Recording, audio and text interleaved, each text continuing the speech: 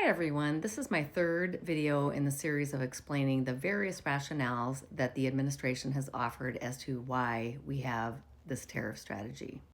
As a reminder, rationale number one was that it would generate trillions of tax revenue dollars.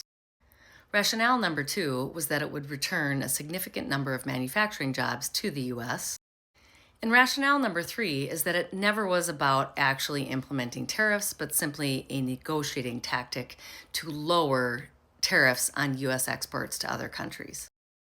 The way it's been phrased is getting good deals.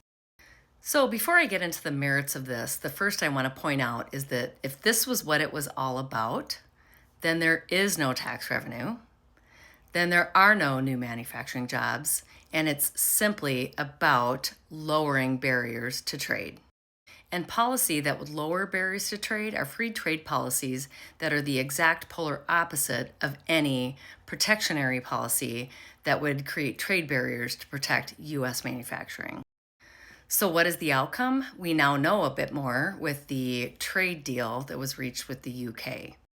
This first trade deal that will serve as the blueprint for those in the future has these features. It still includes a tariff of 10%.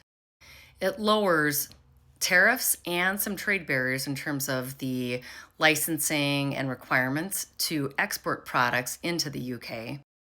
So the net outcome will be the potential for a minor amount of tariff income, 10% on all imports, the potential for increased demand on US exports now that trade barriers to the UK are slightly lower.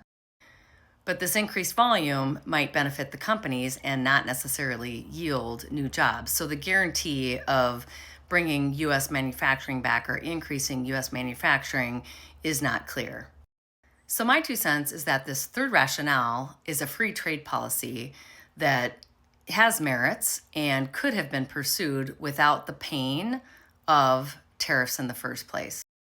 And at the end of the day, what the consumer is going to be left with is a 10% inflation on all imports. Let me know your thoughts.